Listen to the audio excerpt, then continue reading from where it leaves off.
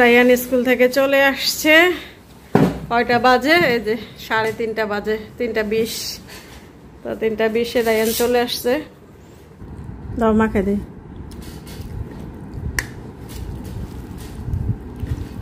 আর এই চুলায় যে আলু ভাজতে দিয়ে দিছি, মুরগিটা একটু সিদ্ধ আসলে তারপর চালুটা দেব। আর শাক বাটাটা কোন পর্যায়ে দিতে হবে সেটা আপনাদের দেখাই দিব। আসসালামু আলাইকুম, কেমন আছেন সবাই? আল্লাহর রহমতে নিশ্চয়ই ভালো আছেন, আমরাও ভালো আছি আলহামদুলিল্লাহ। তো রাশিদা দিনলিপি থেকে আবারও চলে আসলাম নতুন একটি ব্লগ নিয়ে। আর আজকের ব্লগেও কিন্তু থাকছে দারুণ একটা রেসিপি।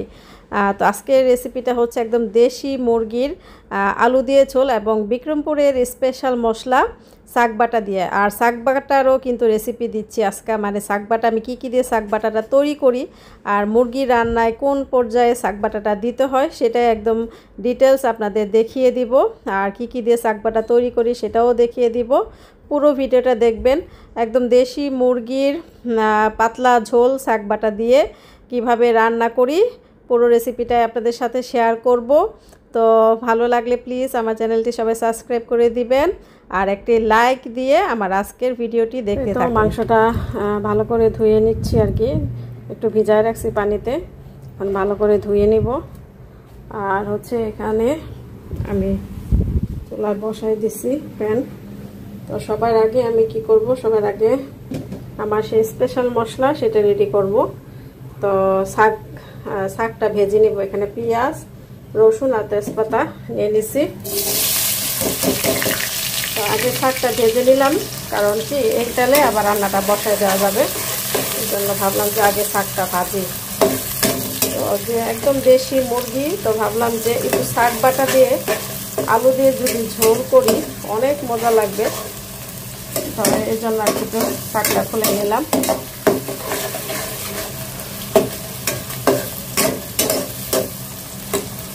শাকের রেসিপি কিন্তু আমার চ্যানেলে আছে। তারপর আপনারা যে দেখতেই পেলেন আমি কি দিলাম, রসুন আর হচ্ছে পেঁয়াজ আর হচ্ছে দুইটা তেজপাতা। রসুনের পরিমাণটা কম থাকবে, পেঁয়াজের পরিমাণটা বেশি থাকবে এই আর কি।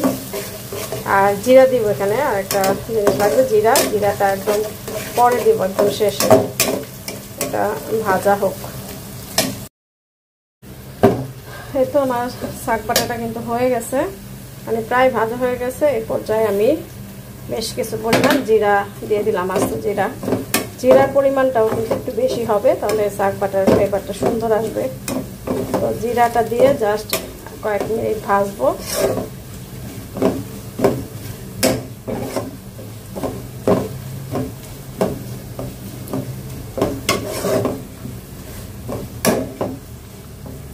ব্রাউন করে ভাজবো। ব্রাউন করে ভাজা হয়ে গেলে জালটা বন্ধ করে দিব। এটা ঠান্ডা হলে জাস্ট ফিটে নিব ব্লান্ডারে, তাহলে হয়ে যাবে। যাদের কাছে পাটাপুতা আছে পাটাপুতা পিষে নেবেন। যে সুন্দর একটা ফ্লেভার বেরিয়েছে, এখন হয়ে গেছে কিন্তু একদম ব্রাউন কালার হয়ে গেছে। জিরাটা থেকেও সুন্দর ফ্লেভার বেরিয়েছে। এখন আমি জালটা বন্ধ করে দেব।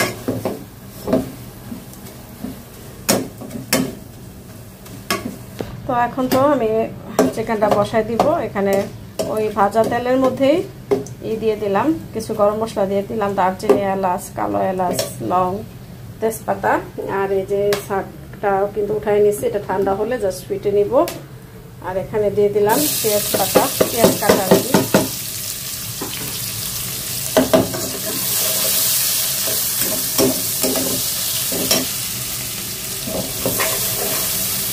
এটা ভাজা হোক, তারপর হয়তো সব মশলাগুলো দিব। পেঁয়াজটা ভাজা হয়ে গেছে, সামান্য সব মশলাগুলো দিব। এখানে একটু পেঁয়াজ বাটা আছে, সেটা দিয়ে দিলাম। আর এখানে হচ্ছে আদা, রসুন আর কাঁচা জিরা, কাঁচা ধনিয়া বাটা, এটা দিয়ে দিব। পরিমাণ মতো নিয়ে নিচ্ছি।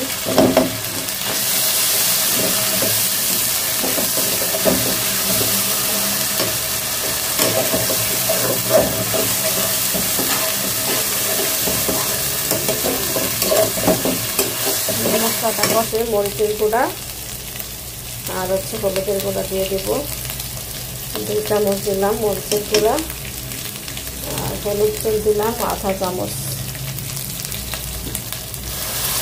পানি দিয়ে দিলাম।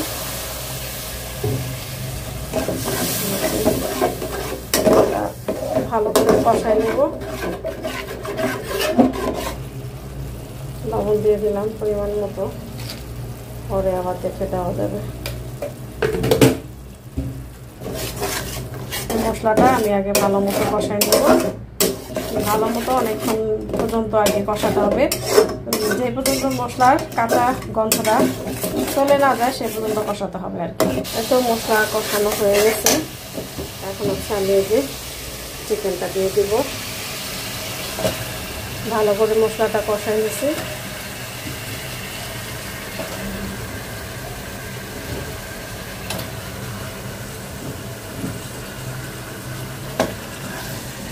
একদম দেশি পাহাড়ি মুরগি তো এই জন্য চামড়াটা রাখছি, চামড়াটা সহ এটা অনেক মজা লাগবে।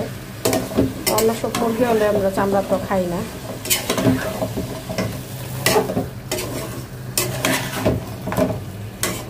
মাংস সিদ্ধ হলে তারপরে আলুটা দিয়ে দেব।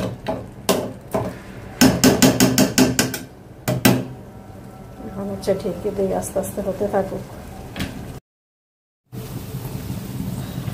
এখন হচ্ছে আবার একটু নাড়াচাড়া দিয়ে নিই। এই যে চালটা কমায় রাখছি, আস্তে আস্তে কষানো হবে আর সিদ্ধ হয়ে যাবে।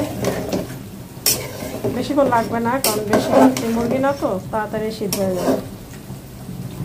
আর এই চুলায় যে আলু ভাজতে দিয়ে দিছি, মুরগিটা একটু সিদ্ধ আসলে তারপর চালুটা দেব। আর শাক বাটাটা কোন পর্যায়ে দিতে হবে সেটা আপনাদের দেখাই দিব।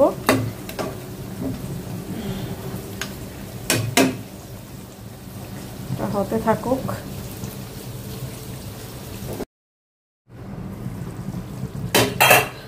তো মাংসটা কষানো হয়ে গেছে, চেক করে দেখলাম প্রায় সিদ্ধ হয়ে গেছে। এখন হচ্ছে আলু দিয়ে দিব। মাংস সিদ্ধ হয়ে গেছে, এখন হচ্ছে আলুগুলা দিয়ে দিই। আলু দিয়ে যে গরম পানি দিয়ে দেব। আলু ভেজে দিছি তো আর কষানো লাগবে না।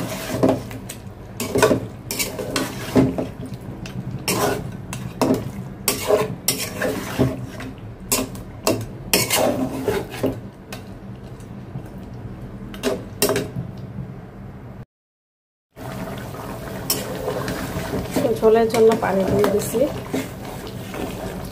যতটা ঝোল রাখবো সে অনুযায়ী দিছি। এখন একটু ঢেকে দেব। লবণটাও চেক করে দিচ্ছি, ঠিক আছে। আমি কিন্তু এখনো শাক বাটাটা দিই নেই, এটা কখন দিব সেটা একটু পরে দেখাচ্ছি।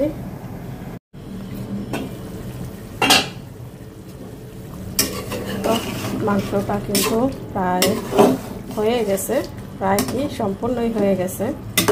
তো এখন আমি হচ্ছে সেই শাক বাটাটা, এই যে শাক বাটা, এই শাক বাটাটা এখন দিব। আর এই তো কোন পর্যায়ে দিতে হয় সেটাতে যে এখন বলে দিলাম। একদম মানে তরকারিটা সম্পূর্ণ হয়ে গেছে, মানে আলু সিদ্ধ হয়েছে, মাংস সিদ্ধ হয়েছে। জলটা যে মানে যে পরিমাণ আপনি রাখবেন সেই অনুযায়ী সব কিছু ডান হয়ে গেলে জাস্ট শাক বাটাটা দিয়ে আর মানে 1 মিনিটের মতো জাল দিলে হবে, বেশি না। শাক বাটাটা দিয়ে আমি 1 মিনিটের মতো জাস্ট জাল দিব, তারপরে হচ্ছে ঢেকে রেখে দিব। আমি 2 চামচ দিলাম 4 চামচের। সুন্দর যে ফ্লেভার বের হয়েছে, আমার তো এখনই ভাত খেতে ইচ্ছা করতেছে মুরগির মাংস রান্না দেখে। এখন যে ভালো করে নেড়ে চেড়ে হচ্ছে 1টা কি 2টা বলক দিব ঢেকে, তারপর জালটা বন্ধ করে দেব। এই শাক বাটাটা দিয়ে বেশি জাল দেওয়া যাবে না, বেশি জাল দিলে শাক বাটা মানে যে গ্রানটা ওটা নষ্ট হয়ে যাবে। তো এই 1 মিনিটের মতো জাল দিয়ে মানে জালটা বন্ধ করে দিব, চুলার আঁচটা। আর এই তো এই যে বাকিটা ফ্রিজে রেখে দিব, যখন আবার মাঝে মধ্যে মানে দিতে মন চাইবে তখন আবার দিব ইনশাল্লাহ।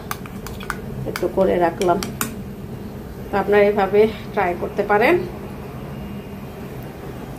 তো এই তো হয়ে গেছে, আমি এখন জালটা বন্ধ করে রেখে দিলাম। এখন আর ঢাকনাটা উঠাবো না, ঢাকনা আরও পরে উঠাবো। এখন তো টুকটাক কাজগুলো সারিয়ে চুলাতে ক্লিন করি। আর আধোয়া টুকটাক কাজ ছিল, ওইটাও ধুয়ে ফেলছি। আধোয়া আর তেমন কিছু নাই। তো ঠিক আছে, ভাত খাওয়ার সময় ইনশাল্লাহ আপনাদের আবার রিভিউ দিব কেমন মজা হয়েছে।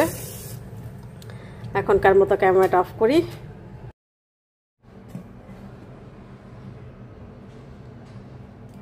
কি সুন্দর গান বের হয়েছে। 10 মিনিট পর আমি ঢাকনাটা উঠালাম।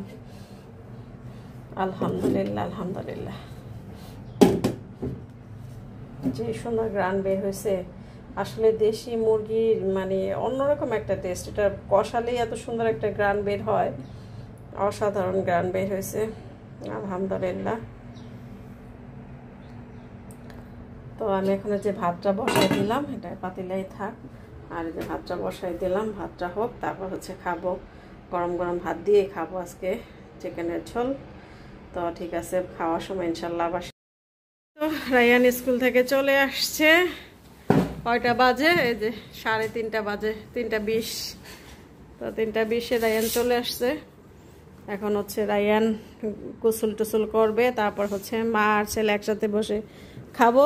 আজকে রায়ানের প্রিয় জিনিস রান্না করছি। কি বলে তো? গোস, মুরগি মাংস। রায়ান মাংস হলে খুব খুশি হয়ে যায়, মাছ টাছ একদম খেতে যায় না। আর এই যে ফ্রিজে লাল শাক ছিল, এটা নামাইলাম। ডাল ছিল, ওইটাও নামাইছি। তারপরে এখানে বেগুন ভর্তা ছিল, ওইটাও নামাইছি। তো এগুলা টুকটাক খাওয়া হবে। আর আমি কিছু খাইছিলাম, আঙ্গুর আর কিছু আছে, রায়ান পরে খাবে। আর রায়ানের বাবা তো আজকে অফিসে, আজকে মা ছেলেই বসে বসে খাবো। আমি রায়ানের জন্য অপেক্ষা করতেছিলাম। আর আমরা দেরি করেই খাই, দুপুরে খাবারটা দেরি করেই খাই। রায়ান গোসল করে ফ্রেশ হয়ে আসুক, তারপরে একসাথে খাবো ইনশাল্লাহ। তো এই তো আমরা খেতে বসে পড়েছি। সত্যি বলতে এত মজা খেয়েছি, আলহামদুলিল্লাহ, অসাধারণ হয়েছিল মুরগির মাংসটা। রায়ান তো গোসল টোসল করে ফ্রেশ হয়ে আসলো, তারপরে আমরা মা ছেলে খেতে বসলাম। যেহেতু রায়ানের বাবা অফিস ছিল। আর এটা আগের ভিডিও, অবশ্য আজকের ভিডিও না, আজকে আমি ভয়েস দিচ্ছি।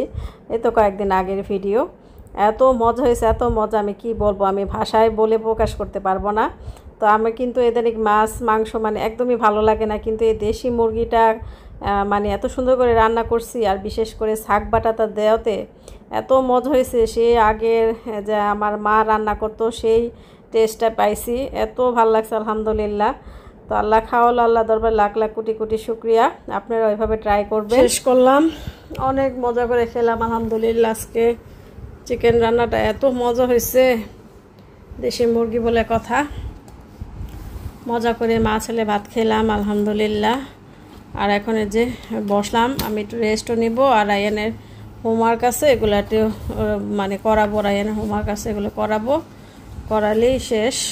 বললো যে শুধুই আছে একটা হোমওয়ার্ক, ম্যাথের হোমওয়ার্ক আছে, আর কিছু নাই বললো। আর কোরআন আছে, কোরআনে সূরা মুখস্থ করতে দিছে।